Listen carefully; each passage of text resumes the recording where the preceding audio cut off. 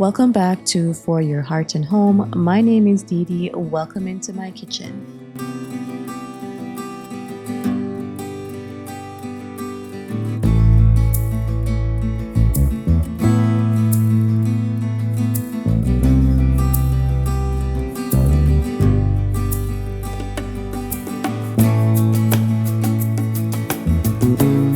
Today in my kitchen, I am doing a full restock of some items that we were low on and needed to restock.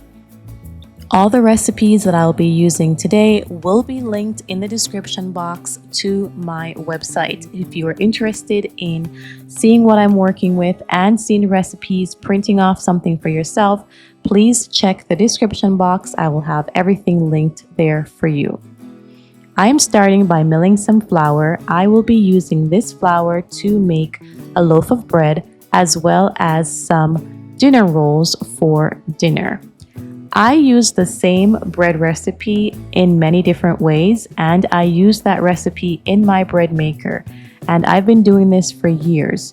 So if you're new to using freshly milled flour, I do suggest becoming really comfortable with a versatile recipe that you can use over and over again to do many different things.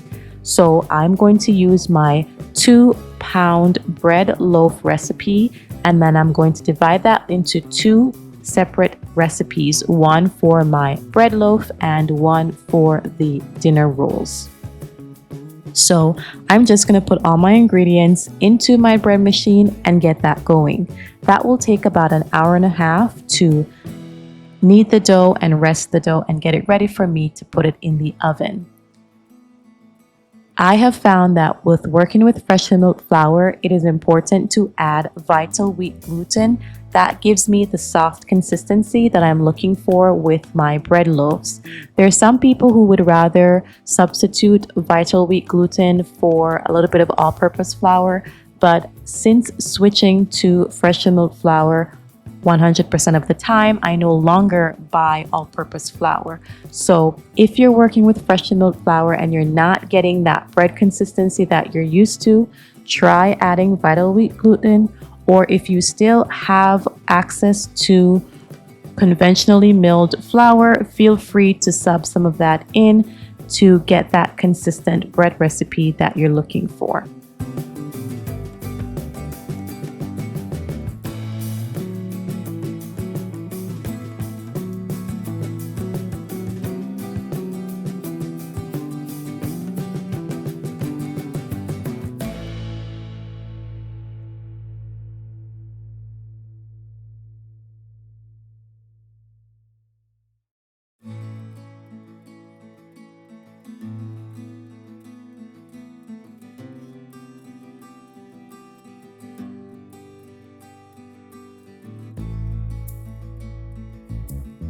So now that all the ingredients are in my bread pan, I'm going to put that in my bread machine and have that going while I work on something else.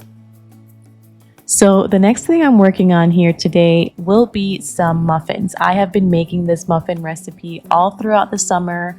It's now my go-to thing. My children love it. It's easy to put together, and they constantly ask me to just restock this. So when I find something that my children love and I have no issues getting them to eat it, I just continue to use it. I will often change up the flavor profile, but if they don't have an issue with something, I don't change it.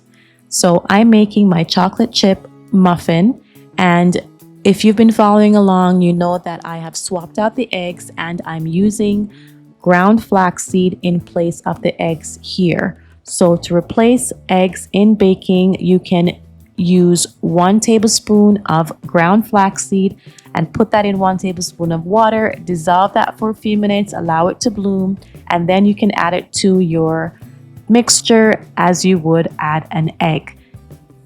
This recipe calls for 2 eggs, so I have 2 tablespoons of ground flaxseed dissolving in 2 tablespoons of water while I mix the rest of the batter for the muffins.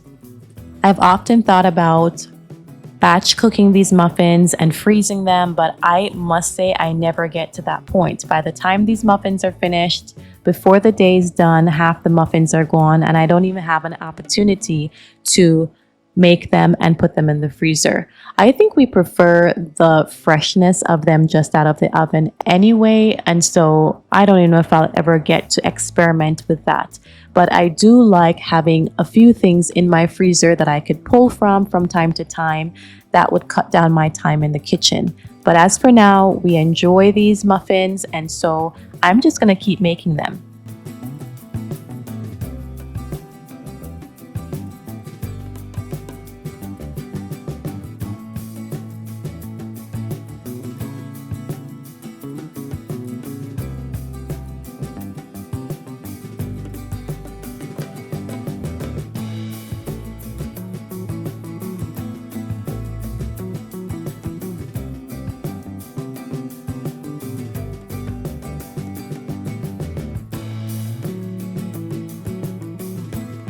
So now that my muffin mix is at the consistency that I would like, I am now going to scoop these into my muffin containers. I am using a reusable silicone cupcake liner, and these have been a game changer for me. I have used lots of different kinds of muffin tins, and I have used a lot of one-time use cupcake liners, and my batter always seems to stick to the liner. And if it doesn't stick to the liner, it sticks to my muffin container.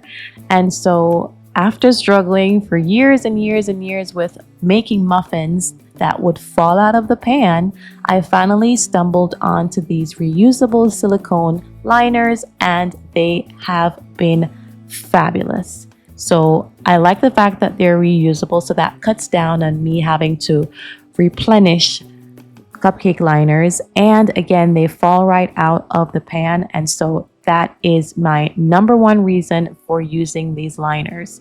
I cannot rave on about them enough.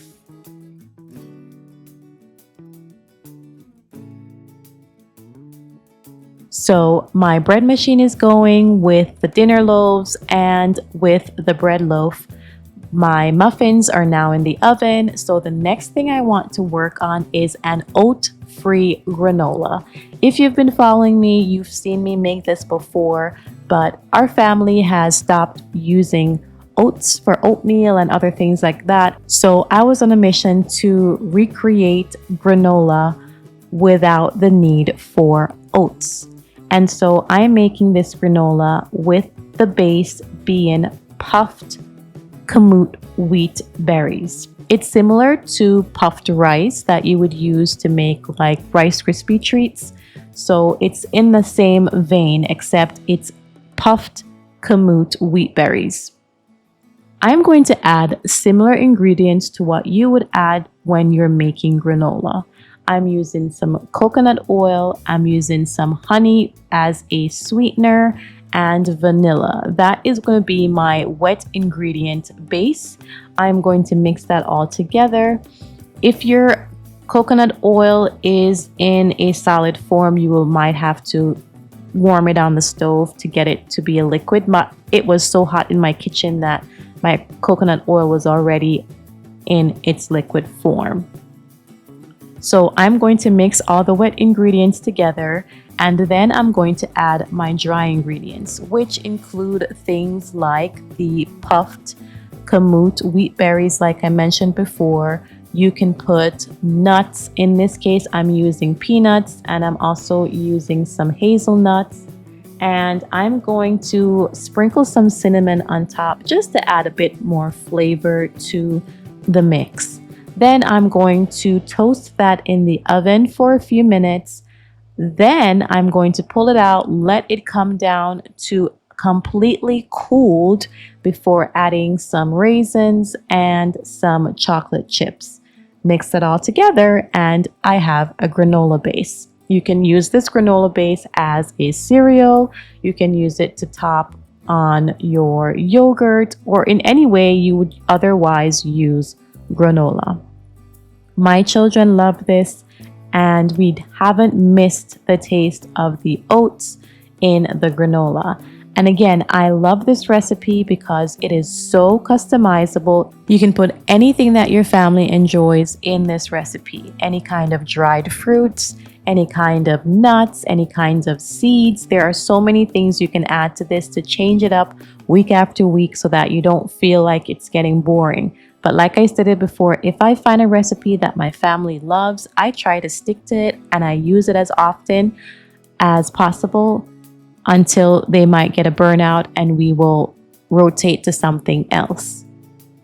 So this is now my go-to granola recipe, and it does not include any oats. All the recipes, like I shared before, will be linked in the description box below, so feel free to check there to see all the quantities that you can use to make this at home.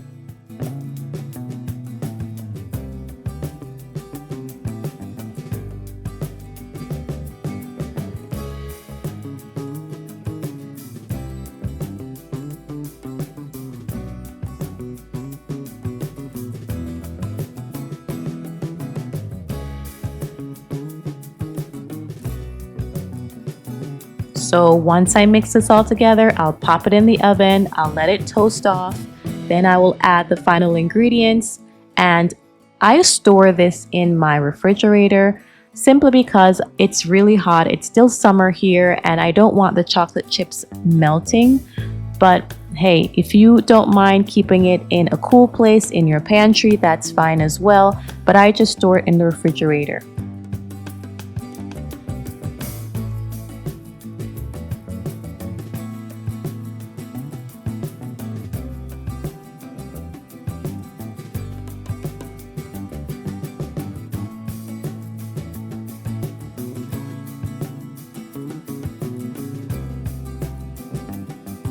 So my granola is going. Next thing I'm going to do is work on stocking my freezer with a few treats. If you are here for the first time, you don't know, but we love ice cream and we love popsicles, and I make both of them at home. So right now I'm working on getting the ingredients together to make my homemade vanilla ice cream. This is delicious with my homemade vanilla. For the first time earlier this year, I experimented with making homemade vanilla extract. You guys, the flavor that I got from making this vanilla extract at home is untouched. Absolutely delicious. And I now have another batch going and we'll start another one soon. This is now my new favorite way to enjoy vanilla extract, and probably the only way I will use vanilla extract again. It's just the depth of flavor is unmatched. I highly recommend doing this at home. If you would like more information on how to make your own vanilla extract at home, feel free to leave a comment down below and I will steer you in the direction you need to go. Anyway, I'm adding my homemade vanilla extract to this homemade ice cream, and then I'm going to get this in the ice cream maker. This will take about 25 minutes or so to churn. After it's done churning, I will transfer it to some freezer safe containers for it to harden. Now, once it comes out of the ice cream machine, I could use it as is, but my family likes a bit of a firmer textured ice cream, and so we tend to let it go 24 hours or so in the freezer to harden before we try to enjoy it. But it is ready to go right out of the machine when it is finished.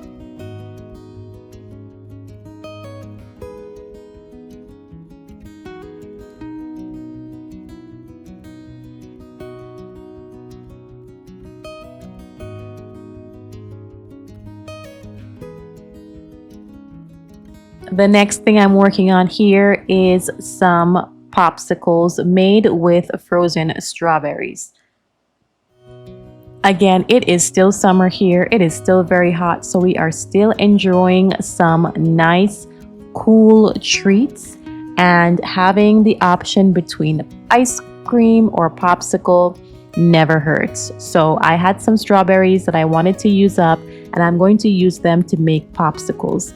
This is very simple, you guys. There's really no recipe. I'm using just frozen strawberries, and I'm using some homemade lemonade as the liquid base to get my blender going. You guys, you know this is my trusty blender. It's been with us since before we had kids. It's probably about 17 years old at this point, but this blender has been my tried and true kitchen gadget, and it has made all our baby food. It has made so many things for us over the years. And so I'm using this, and I need to put a little bit of liquid in the machine to get it going. And so I had some homemade lemonade left over, and I'm going to use that as my base with the strawberries to make these popsicles. You can add some sweetener to this if you would like, but I have some sweetener from the lemonade, and I put just a touch more in to sweeten up these popsicles. But you can make this to your liking. You can use any fruit you want. You can use just water as your base. You can add enrichments like protein powder or vitamin powder, or anything you want to your popsicles. For us, we're just keeping it simple: some frozen fruit and some lemonade. Once I get that mixed up, I'm going to scoop these into my mold and get them into my freezer.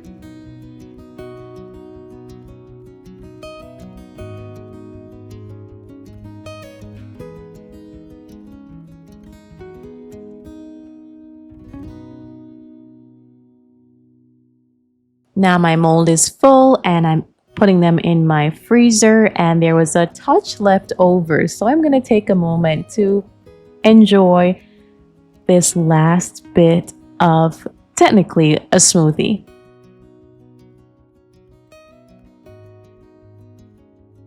So now my ice cream machine has gone off, and it's time to transfer the ice cream to these freezer safe containers. I really like these containers because they are very versatile. Now honestly, I only use them for ice cream at this point, but I like the fact that they are thick enough to keep the freezer burn away and any odors that might be in your refrigerator. They are deep enough to also hold all the ice cream that this ice cream machine makes. And so I love having these versatile containers. If I did a lot of freezer storing, I probably would use these, but I don't store a lot of things in the freezer that I made myself. I know many creators make videos that are huge restocking for freezer items, but I don't do a lot of that kind of freezer stocking because that's just not in my repertoire of how I cook. But if I were to be stocking my freezer a lot, then I would definitely use these containers for more than ice cream because they are stackable and they are thick enough to, again, hold against any kind of freezer burn.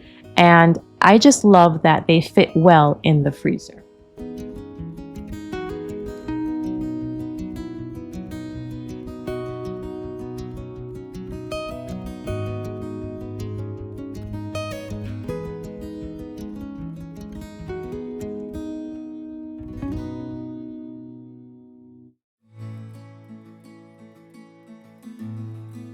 So by this point in the day, my bread machine has gone off. Again, it takes about an hour and a half for my bread machine to knead the dough, rest the dough, and get it ready for me to work with.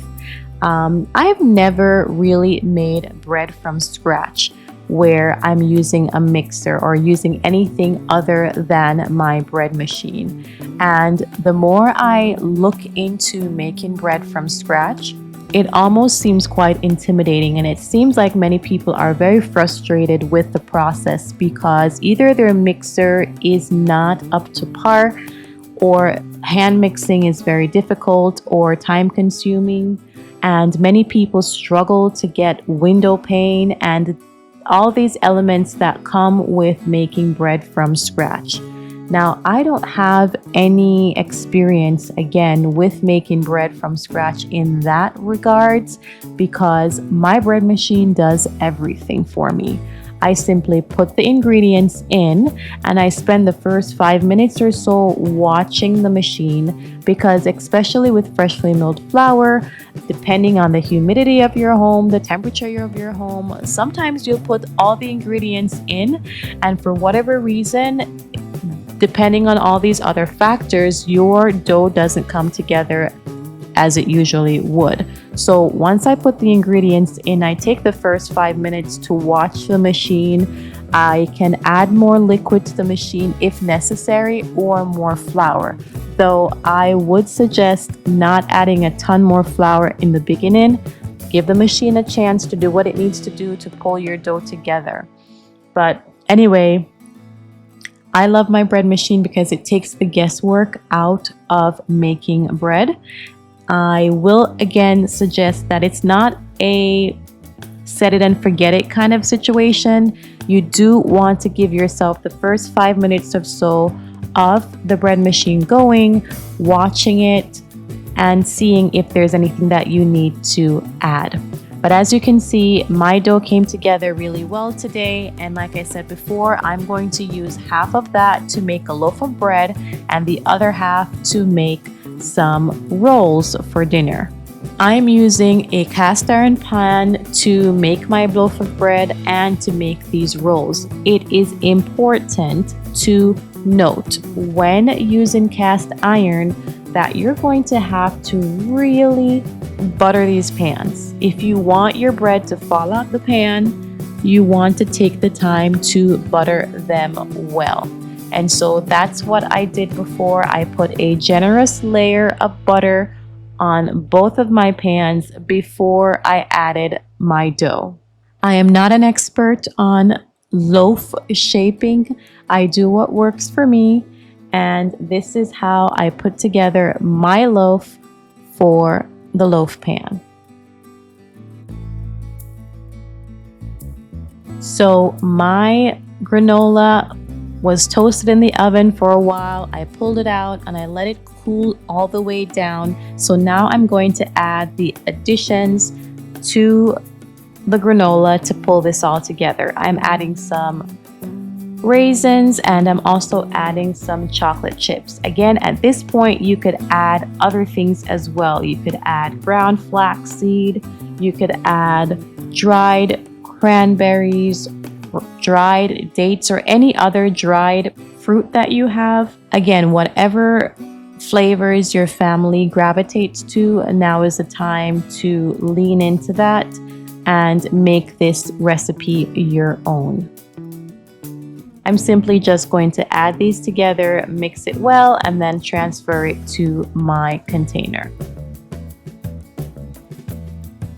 I use an entire bag of puffed kamut berries, and so this will essentially fill my gallon jar and a little bit extra. So this will last us a little while, but our family of 5, we go through this really quickly, and so this was plenty for us for the next few days. All right, so the last thing I'm working on today is a double batch of chocolate chip cookies. Now, you guys have seen me make chocolate chip cookies for quite some time now, but this is my first time making a double batch. I wanted to make some for us to consume that day, but I also wanted to make some to put in the freezer to see if they would hold up well in the freezer, and I am happy to report that they did. I am using freshly milled flour to make these cookies, and I'm using a soft white wheat. In case I didn't say this before, I used a hard white wheat to make the bread and the rolls, and I used hard white wheat to also make the muffins, and I'm using soft white wheat to make the chocolate chip cookies. So this is a very basic chocolate chip cookie recipe, and I am using eggs in this case. I'm not subbing out the eggs. I'm using eggs to make these cookies. So I'm doubling the recipe, and I'm also using a smaller scooper to make smaller cookies, again, so that I could make some that day and I could have some for the freezer as well.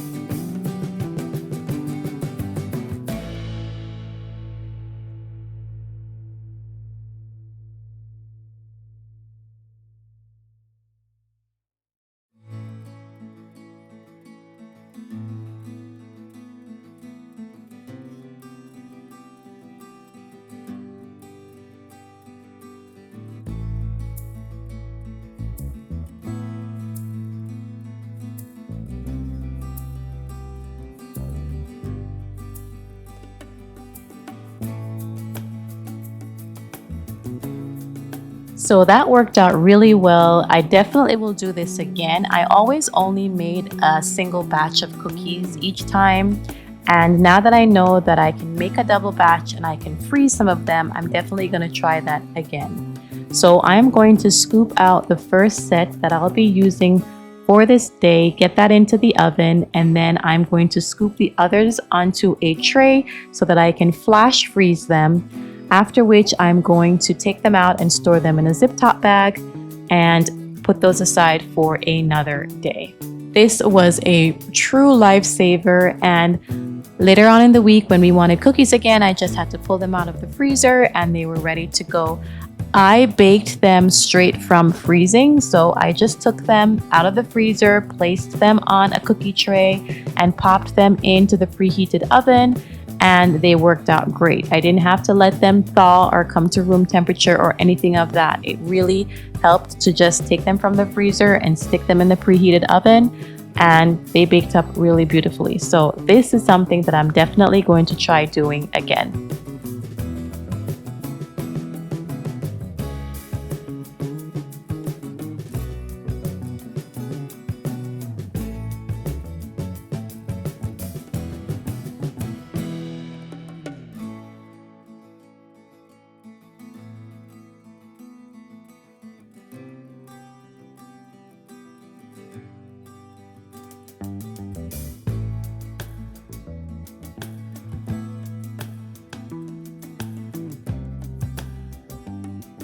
All right, so at this point of the day, it was time for some dinner, and I was going to do something really quickly to pull this all together. So you saw that I was making some rolls, and along with those rolls, I was making some fish fillets. I am going to thaw my fish, and then I'm going to season them lightly, then cover them with a homemade breadcrumb mix.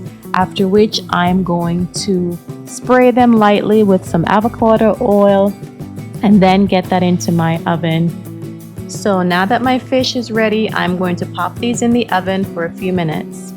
So here's a clip of a bit of things that we worked on today. I made some chocolate chip cookies. Now they are not the prettiest and they can't get them to form a perfect circle.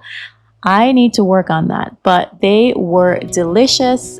And I'm just happy that everyone enjoyed them. Here are the muffins that I worked on, and here are the dinner rolls. So I simply took the fish that I made, the dinner roll, and I had everyone enjoy a handful of spinach. And I topped that with a homemade vinaigrette salad dressing. It was very simple to make. It was just some white vinegar, some avocado oil, some salt and pepper, mixed it around until it's well combined, and that was what I used for our salad dressing. I also topped the spinach with some hemp seed, and dinner was fabulous. All right, you guys, so that's it for today. I did a bit of restock in my kitchen. I was sure to make a loaf of bread. I made some buns for dinner. I made some chocolate chip muffins as well. In addition, I made some chocolate chip cookies. I used hard white wheat for my bread, and I used soft white wheat for my cookies. I also made some granola, I made ice cream, I made popsicles, and I worked on dinner, which was for us dinner rolls, fish, and a salad. Thanks for joining me today. I hope everything is going well for you. If you would like any of these recipes that I worked on today, feel free to check the description box. I will have a link to my blog in the description box where you can have access to all of these recipes that I'm working with as well. Thanks for being here with me. Please like, share, and subscribe to this channel, and I will catch you in the next one.